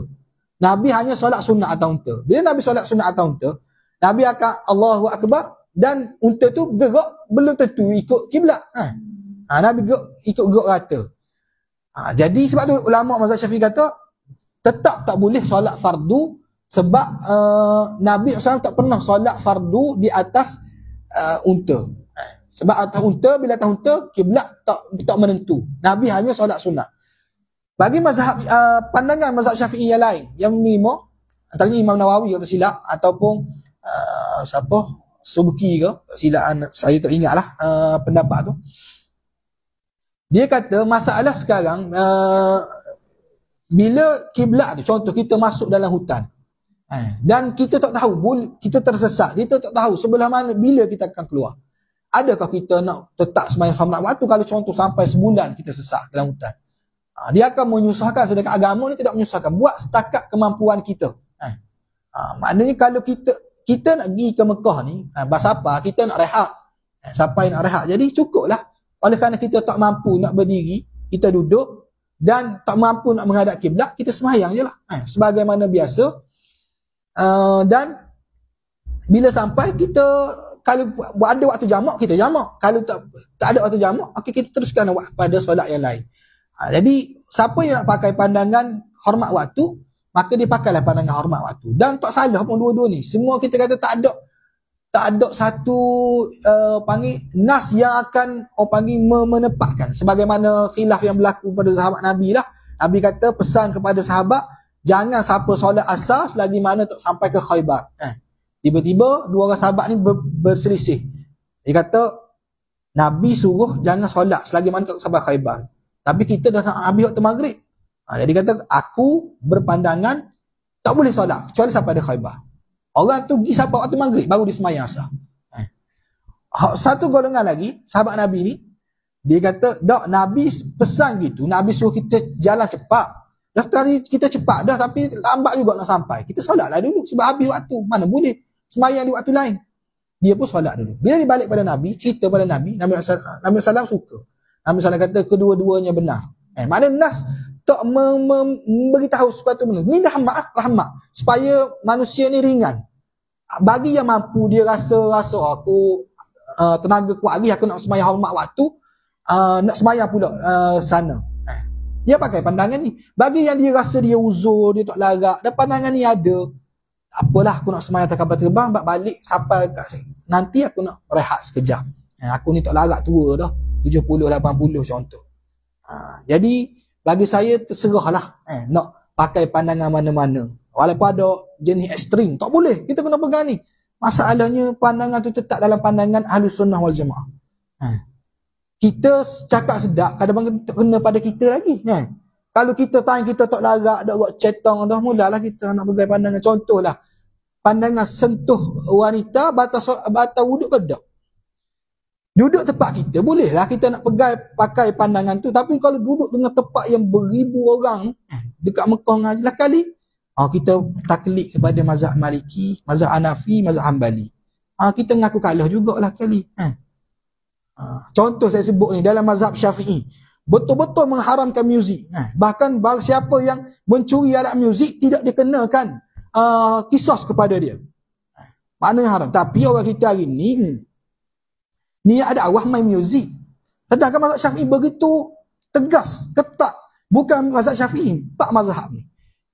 Mazhab mana yang menerima? Mazhab Ad-Daw Az-Zahiri, Ibn Hazmi. Ibn Hazmi berpandangan muzik tidak haram jika tidak diikuti dengan nada ataupun lirik lagu yang melalaikan. Adapun pak mazhab ni mengharamkan betul-betul muzik. Sebab saya kata jangan keras. Jangan terlampau keras untuk orang berpegang pada pandangan kita. Selagi mana ada pandangan dalam Ahlus Sunnah wal Jamaah, empat mazhab ni, kalau orang tu nak pegang, cuma pendapat tu kena disamaratakan oleh pemerintah. Kalau pemerintah arahkan, okey, tempat kita kena buat gini, kita buat. Sebab tak nak bagi huru hara masyarakat. Tapi untuk diri kita sendiri, duduk di rumah kita. Contoh. Duduk di rumah kita, kita ngaji dah mazhab tentang pandangan tentang setuh suami isteri ni, kita pun berpegang pandangan, apa bang, saya setuh saya pun saya dah pegang pandangan bahawa tak membatalkan solat, tidak membatalkan wuduk. Tapi jangan buat main. Setengah orang kita ni orang baru kahwin nak romantik lah kononnya, rakam abang ni abang ambil semayang dah kan, saya nak batalkan semayang. Kita bukan ambil semayang, buat ibadah ni sebagai benda-benda main-main. Kalau kita berpegang batal, kita kena jagalah suami kita dah ada ismail, jangan cuba nak batal ke kononnya nak romantik. Jangan buat main gitu benda agama ni. Kalau dia pegang batal. Kalau pegang tak batal, tak apalah. Setuh gitu ke apa semua. Ni tahu pegang batal, tapi sengaja nak kena. Bang, batal. Saja goda-goda suami pula. Tak apa saya cakap dia lebih umur belakang dah. Jadi gitulah. Boleh faham tentang solawat hormat waktu. Sebab kalau tanya ustaz lain, kalau kak lah bonda-bonda sini tanya ustaz lain, ustaz yang ekstrim kepada satu pandangan, dia akan keluar lah dalam bab ni. Dia kata tak boleh, kita tak boleh solat situ, memang kita kena balik sampai di Mekah, kita kena solat balik, kena solat semula, kena hormat waktu. Saya tahu kan pandangan Ustaz Azhar Idrus pun sama dalam bab ni. Tapi saya kata ni ada dalam Ahlus Sunnah wal Jamaah lagi. Kita tak kena kita rasa selesa lah. Tapi time bila kena kita, tak apa kita taklid pada mazhab lain.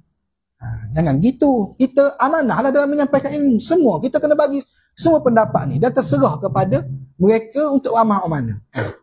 Selagi mana benda tu masih lagi dalam khilaf dan tak ada nas yang memuktamadkan benda ni.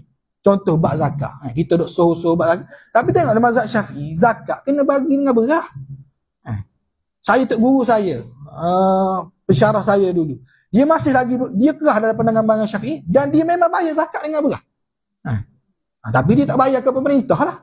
Dia bayar ke orang-orang yang asnaf yang layak. Sebab kalau bayar pemerintah tak terima berah. Sebab bagi saya sendiri ni mazhab Syafi'i kuat dalam bab ni. Dalam bab zakat fitrah, Allah sebelah dah.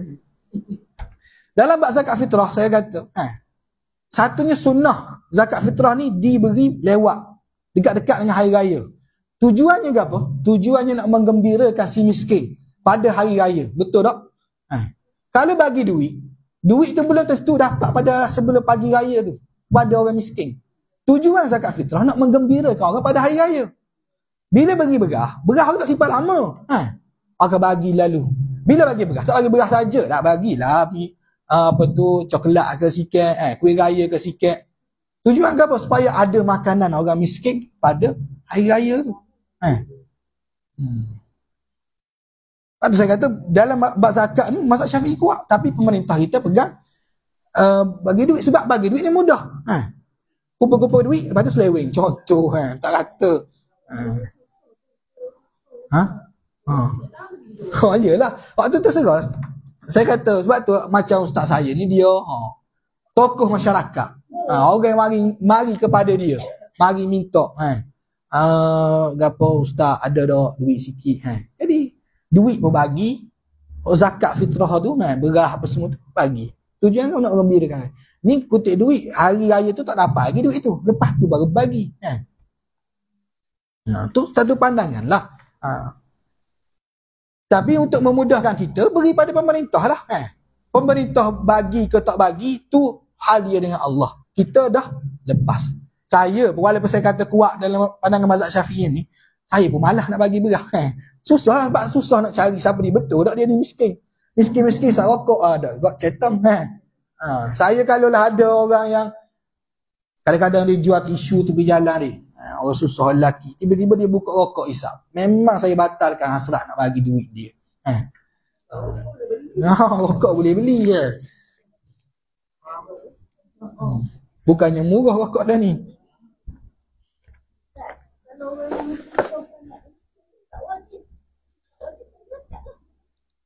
Betul lah. Kalau dia betul-betul susah sangat, memang tak perlu bagi zakat. Tapi zakat fitrah ni selagi mana bila kena bagi zakat fitrah ni, bila dia ada lebihan lagi. Contoh hari ni dia makan, esok dia boleh makan lagi. Boleh, maknanya dia keluar zakat fitrah. Sebab zakat fitrah ni bukan mahal pun. Berapa RM7 kalau bahang kan. Kalau Terengganu RM10. Terengganu negeri minyak dia mahal sikit. RM10. Jadi katakanlah dia tak kena keluar, orang kata kita kalau dia tu susah sangat dia tak keluarkan zakat, buat apa? Kalau dia bagi zakat lagi, mana dia mampu, buat apa kita nak bagi ke dia? Betul tak? Mungkinlah dia mampu sebab dia kira ni tanggungjawab dia bagi. Tapi kita tengok dia baju raya pun tak boleh nak beli. Mungkin makanan dia pun tak ada. Dia orang mari rumah dia pun dia tutup pintu. Sebab apa? Sebab dia tak ada makanan nak bagi ke orang. Orang lagu ni, walaupun mungkin dia bayar zakat fitrah, ada sebab dalam tanggungjawab dia. Dan zakat fitrah ni, selagi mana kita boleh beri, kita beri. Bahkan sebab itulah istilah kita, walaupun kita anak, kita ada duit kemampuan, tapi tak kita tak kena bayar sendiri. Itu yang lebih afdal. Walaupun kita boleh je bayar. Sebab fitrah ni atas diri masing-masing. Kita bagi duit ke mak kita, duit perbelanjaan, contoh sebulan RM100 ataupun RM500, RM600. Belanja apa tu, dan kita boleh bayar, mampu je bayar zakat fitrah ke mak kita. Tapi mak kita sepatutnya afdal dia sendiri yang bayar. Walaupun dia tak bekerja ni, tapi dia ada lebihan duit disebabkan duit pemberian daripada anak-anak dia.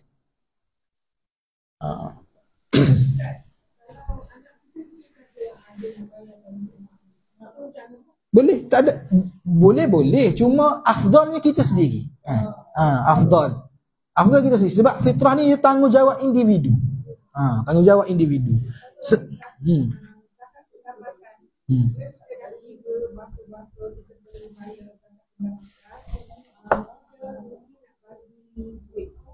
Ada orang yang kita cari, orang yang susah, kita dulukan adik-adik kita tu akan terus pergi keluar cari orang yang susah. Yang terbaik, kalau adik-beradik kita tu memang di kalangan asnaf, kita bagi ke adik-beradik kita lah. Sebab tak sepatutnya lah kot orang lain kita beri pada adik-beradik kita yang hidup dengan kita, suka susah senang dengan kita sebelum ni, tiba-tiba kita biarkan. Bahkan kepada anak kita, bahkan kepada mak ayah kita pun. Kalau disampai contohlah zakat pendapatan tu 30,000 contoh, kaya benar dia ni, contoh dia bagilah niat, kalau aku bagi 30,000 stok terus pada adik-beradik aku, dia mewah lagi, tak lupa diri. Okey, kita bagilah contoh 1,000 ke 2,000 ke, bagi ke orang lain tak. Bagi contoh nak serah ke pemerintah tak. Tak semestinya satu sekaligus, tak boleh, tak perlu begitu. Kecuali kita nak bagi pemerintah memang dia akan ambil sekaligus lah. Dia akan ambil sekaligus. Tapi kalau kita nak bagi-bagi zakat, macam siapa orang saya kenal tu, dia bagi ke anak dia sikit, kepada saudara dia sikit. Dia tahu dah kalau bagi ke anak dia belaka tak? 2 bulan tak kerja. 2 bulan tak kerja, duduk rumah je kan.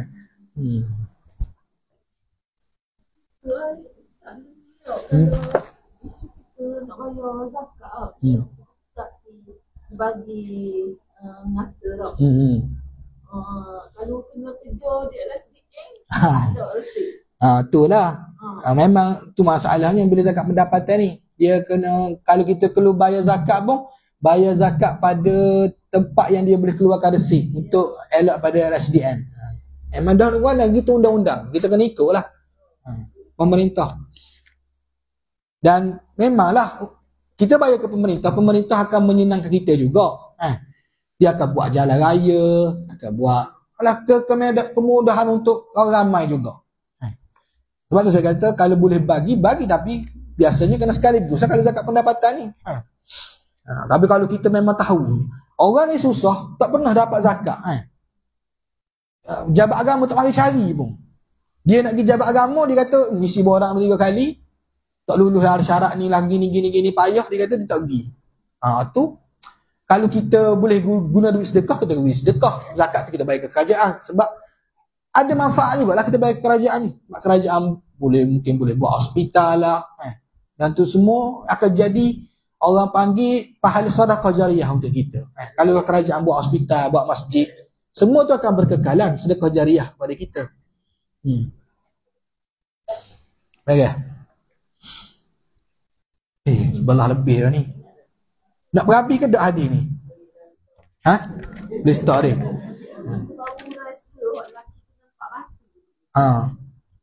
Mana? Majoriti nak berabi ke? Saya baca je lah ni.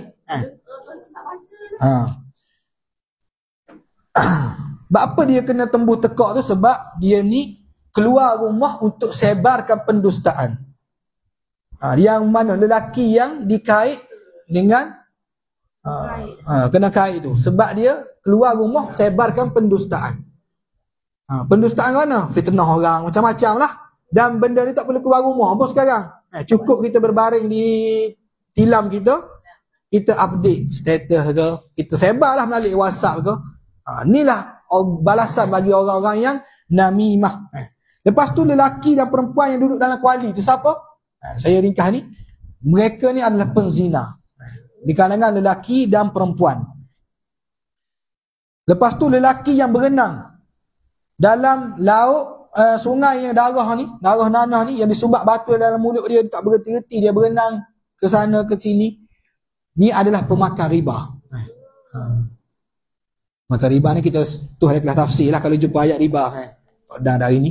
Dan laki sangat buruk wajahnya, ada sisi dapinya, dan dia mengelilinginya, dia adalah penjaga api neraka, yakni malaikat Malik. Muka dia sangat buruk, yang ada riwayat yang menyebutkan bahawa Malik ni bila dia berpaling ke api neraka pun takut, senyap. Api neraka ni sifat dia bising. Mana sumbat lagi orang dalam aku. Tapi bila Malik paling muka dia, senyap, tak berkutik. Dan lelaki yang tinggi di taman hijau, dan semua kanak-kanak mengelilingi dia. Siapa dia? Ni adalah Nabi Ibrahim alaihissalam. Nabi Ibrahim alaihissalam. Siapa budak-budak tu yang kelilingi dia? Ni adalah anak-anak yang mati di atas fitrah. Yang mati belum balik. Tak kisahlah umur dia berapa tahun, tapi dia belum balik. Termasuklah juga anak-anak orang kafir. Anak-anak orang kafir yang mati sebelum dia balik, maka dia akan dijaga oleh Nabi Ibrahim alaihissalam di alam barzakh.